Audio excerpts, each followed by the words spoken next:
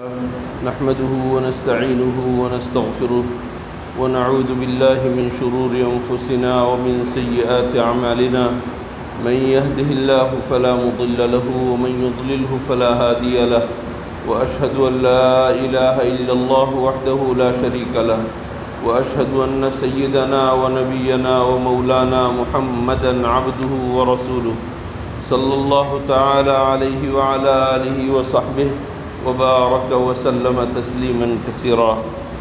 أما بعد، فعن أبي أمامة رضي الله عنه أن رجلا قال يا رسول الله ما حق الوالدين على ولدهما؟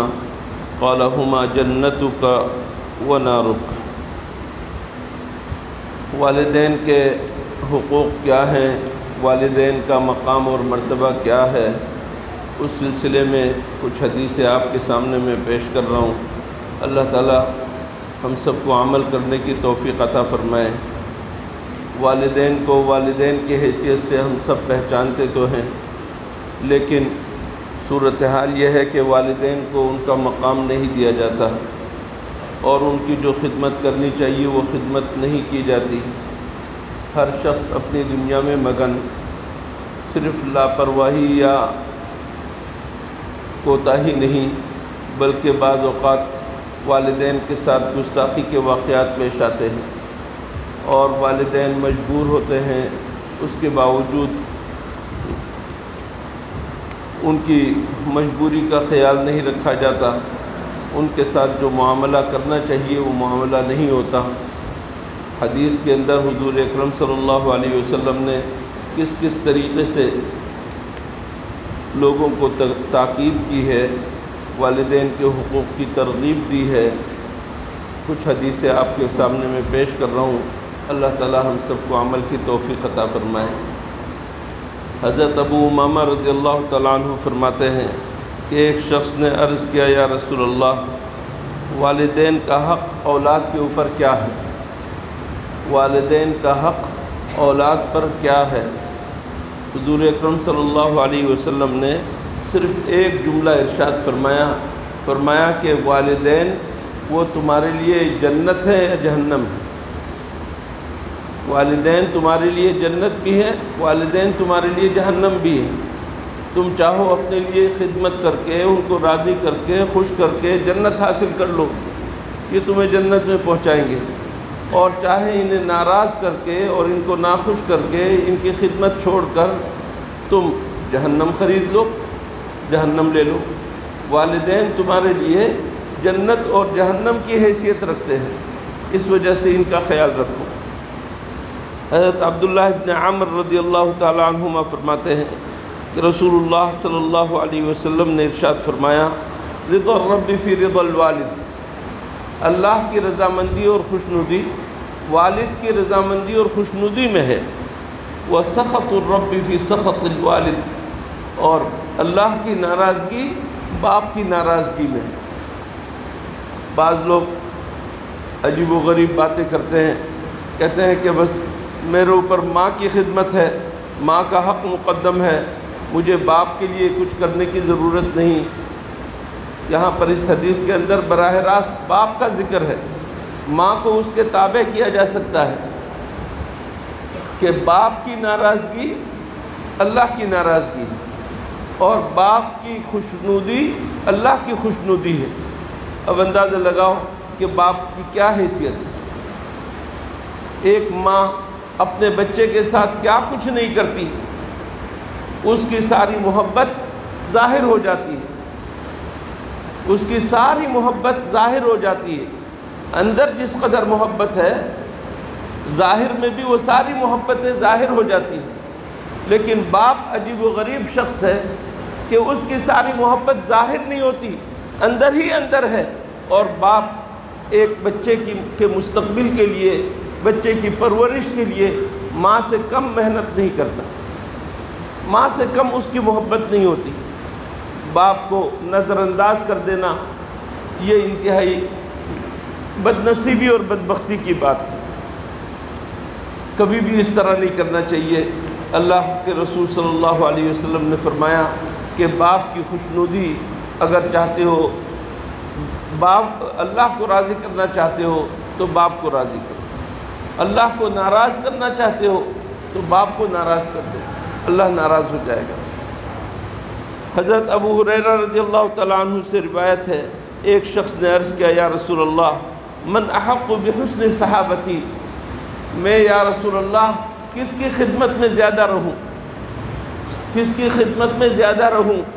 حضور اکرم صلی اللہ علیہ وسلم نے فرمایا امک ثم امک ثم امک ثم اباک ثم ادناک فادناک، درجہ بدرجہ۔ ماں کمزور ہے، ماں بہت دل نرم ہے، ماں کے ساتھ اگر تم ذرا بھی بے اعتنائی کرو گے، محسوس بھی ہو گیا تو ماں کا دل ٹوٹ جائے گا۔ ماں کو اگر یہ محسوس ہو گیا کہ تم اپنی بیوی کی طرف مائل ہو، محسوس بھی ہو گیا اور بالکل ہی ناحق محسوس ہوا ہو، تب بھی ماں کا دل توڑنے کی گنجائش نہیں۔ ماں کا حق ادا کرو، ماں کا حق ادا کرو، ماں کا حق ادا کرو، 3 مرتبہ فرما کر کہا کہ اپنے باپ کا حق ادا کرو۔ پھر اس کے بعد فرمایا اس کے بعد جو قریب ترین ہو، بھائی ہیں، بہنیں ہیں، چچا ہیں، تایا ہیں، جو قریب ہیں، ان کے حقوق تم ادا کرو۔ یہ ہے شریعت کا حکم۔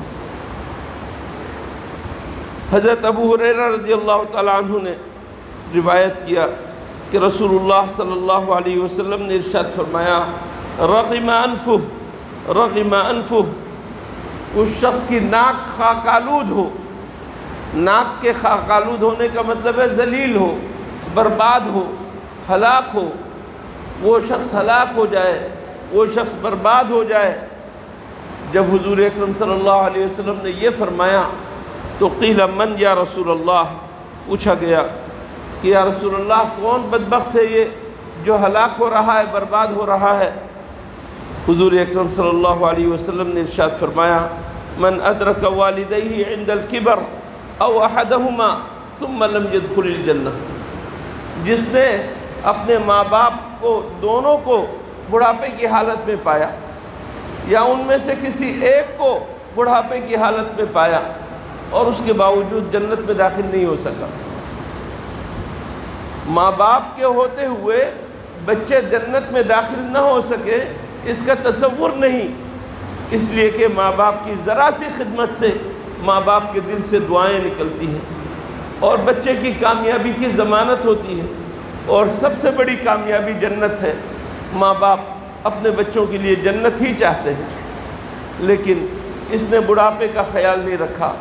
دونوں ماں باپ بوڑھے، لیکن اس نے خدمت نہیں کی، ان کی طرف توجہ نہیں دی۔ کوئی ایک اسے ملا، دوسرا اللہ کے ہاں پہنچ گیا، ایک کوئی ملا لیکن اس نے خدمت نہیں کی، اس کو خوش نہیں رکھا، اپنے ماں باپ میں سے جو بھی ملا اس کو خوش نہیں رکھا۔ ایک دوستو اس کے بارے میں کہہ رہے ہیں حضور اکرم صلی اللہ علیہ وسلم رغم انفہ، کہ وہ خاک آلود ہو اور وہ ذلیل اور برباد ہو۔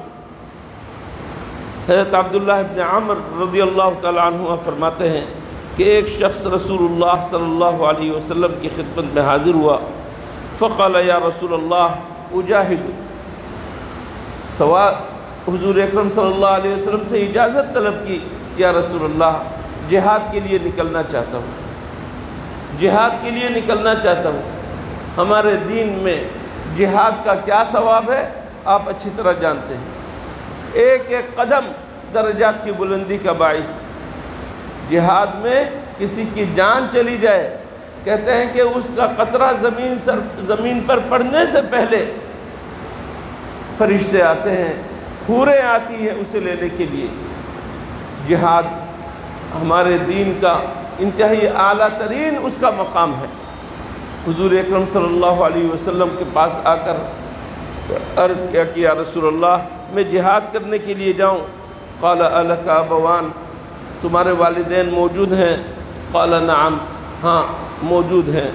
قال ففیہما فجاہد، تمہارا جہاد تمہارے والدین میں ہے، ان کے ہاں جا کر ان کی خدمت کر کے جہاد کرو، ان کی خدمت میں لگو۔ میرے دوستو، جہاد کی ہمارے دین میں 2 حیثیتیں ہیں۔ ایک وقت ایسا آتا ہے جس میں امام المسلمین، مسلمانوں کا امیر اعلان کر دیتا ہے کہ کوئی بھی نہ باقی بچے، سب کے سب نکلو، جہاد فرض ہو چکا، دشمن ہمارے سروں پہ آ چکا۔ تو جب ایسا اعلان ہو جائے پھر تو سب کو نکلنے کی ضرورت ہوتی ہے، سب کو، کوئی استثناء نہیں۔ جس طرح نماز فرض عین، اسی طرح اس وقت جہاد بھی فرض عین ہو جاتا ہے۔ کوئی کسی سے پوچھنے کی ضرورت نہیں، شوہر کو بیوی سے پوچھنے کی ضرورت نہیں، بیوی کو شوہر سے پوچھنے کی ضرورت نہیں، بچوں کو والدین سے پوچھنے کی ضرورت نہیں۔ ایک وقت ایسا ہوتا ہے، لیکن اگر ایسا وقت نہ ہو تو دوسرے وقت کو فرض کفایہ کہتے ہیں۔ فرض کفایہ ہونے کی صورت میں اس طریقے سے جانے کی گنجائش نہیں ہوتی کہ آپ کی ضرورت ہے گھر میں اور آپ جہاد کے لیے نکل پڑے، آپ جہاد کے لیے اللہ کے راستے میں نکل پڑے، آپ کے لیے اس کی گنجائش نہیں۔ حضور اکرم صلی اللہ علیہ وسلم نے ہمیں جو دین دیا انتہائی توازن کے ساتھ، اعتدال کے ساتھ دین دیا ہے۔ ایک طرف اللہ کے دین کے اوپر خطرہ ہو، سب کو نکلنے کی ضرورت ہوتی ہے، دوسری طرف اگر ایسا خطرہ نہ ہو تو ایسی صورت میں تمہیں درجہ بدرجہ رعایت رکھنے کی ضرورت ہوگی کہ کس وقت میں نکلوں گا۔ اب دیکھیے، جہاد سے حضور اکرم صلی اللہ علیہ وسلم نے روک دیا۔ اگر کوئی مولوی کہہ دیتا تو کہہ دیتے کہ دیکھو یہ جہاد سے روک رہا ہے، نہیں، اللہ کے رسول صلی اللہ علیہ وسلم نے روکا ہے کہ جہاد میں نہ جاؤ، تم اپنے گھر میں جاؤ، والدین کی خدمت کرو، یہی تمہارے لیے جہاد ہے، یہی تمہارے لیے جہاد ہے۔